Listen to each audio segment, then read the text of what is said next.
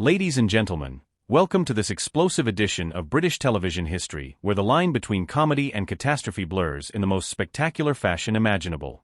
Picture this: it's a crisp autumn morning in London, October 10, 2025, and the iconic ITV studios are buzzing with the usual pre-show energy. The set of Lorraine Kelly's long-running morning chat show gleams under the studio lights, adorned with vibrant autumnal decorations, pumpkins, golden leaves, and a massive screen teasing the day's guests. Lorraine Kelly, the beloved Scottish host with over 3 decades in the business, struts onto the stage in a chic emerald green dress that hugs her figure just right, her signature bob haircut perfectly coiffed, exuding that warm, approachable charm that's made her a staple in British households. She's flanked by her co-hosts, Christine Lampard and a fresh-faced intern who's probably pinching herself for being there. The audience, a mix of loyal fans in their comfy cardigans and a smattering of excited school groups on field trips, applauds enthusiastically as the theme music swells, upbeat jingle that's been the soundtrack to countless lazy breakfasts. Lorraine flashes her megawatt smile, waving to the cameras with that effortless grace, and launches into the opening monologue with her trademark blend of humor and heart. Good morning, Britain.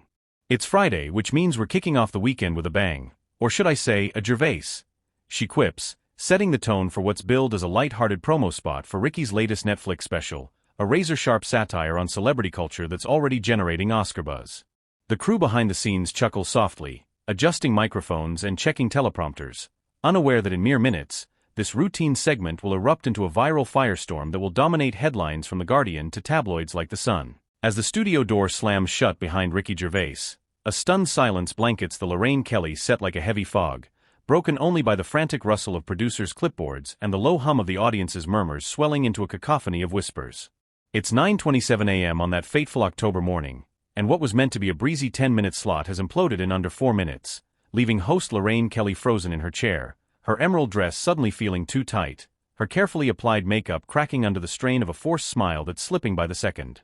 The cameras, still rolling in the confusion before the hasty cut to ads, capture it all, the discarded microphone tumbling lazily onto the cream-colored couch, its cord snaking across the floor like a severed lifeline, and the audience, 200 strong, from wide-eyed teens to pensioners clutching their thermos flasks, exchanging bewildered glances, some chuckling nervously, others applauding tentatively as if unsure whether this is part of the act.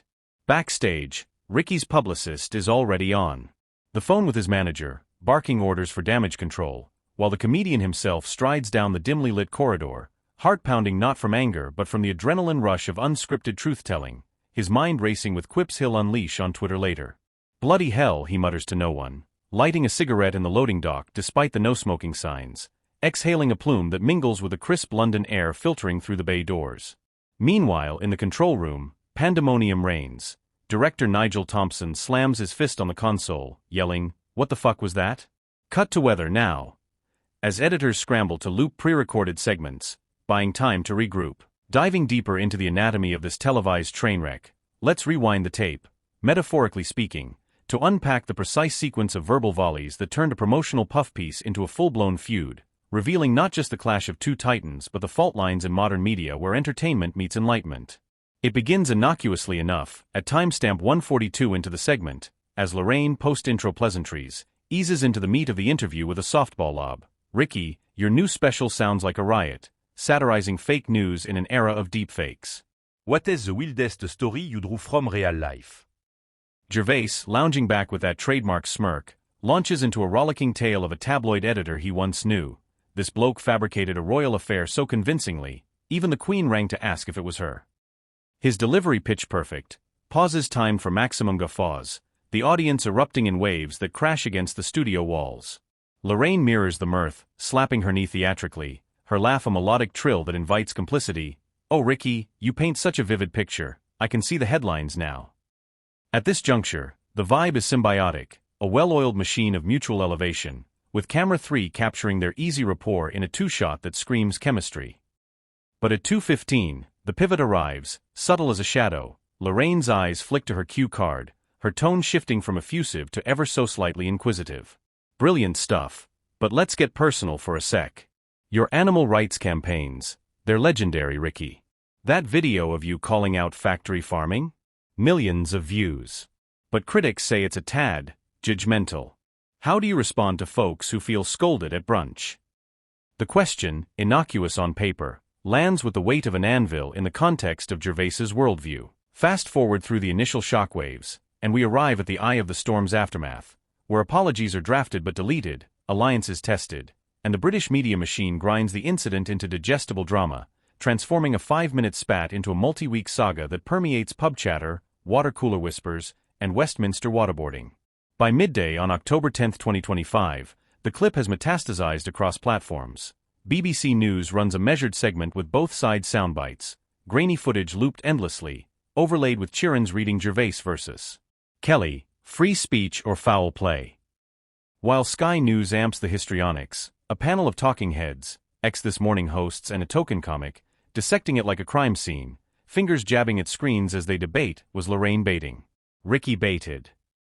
The Guardian pens a 2,000-word think piece titled The Walkout Heard Round the Breakfast Table, Comedy's Last Stand Against Sanitized TV, lauding Gervais as a Voltaire for vegans, whereas The Telegraph counters with Kelly's grace under fire, why rudeness isn't wit, painting her as the embattled every mum holding the fort against Hollywood hubris.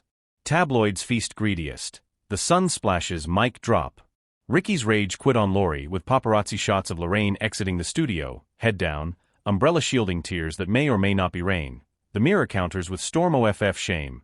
Comedian flees after Faith jab, including exclusives from anonymous crew alleging Ricky arrived hangry from a skipped breakfast.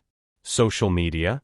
A coliseum of chaos. Hashtag Ricky walks out amasses 5 million tweets by tea time, algorithms force-feeding it to non-followers, birthing subthreads like hashtag Lorraine loves animals where fans unearth her 2018 puppy adoption PSA to debunk hypocrisy claims, and hashtag Gervaisgate where conspiracy theorists posit it was a Netflix-planted stunt to juice subscriptions.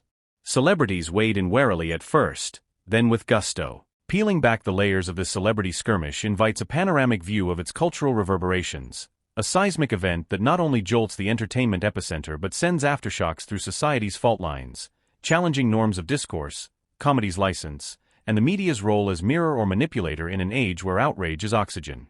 At its core, the Gervais-Kelly clash crystallizes the free speech versus feelings paradox, a debate that simmered since Gervais's 2019 Golden Globes roast drew think pieces on punching up or out. Here, amplified on live TV, it becomes a litmus test. Was Ricky's riposte a bold stand against sanitized interviewing, or bullying wrapped in banter?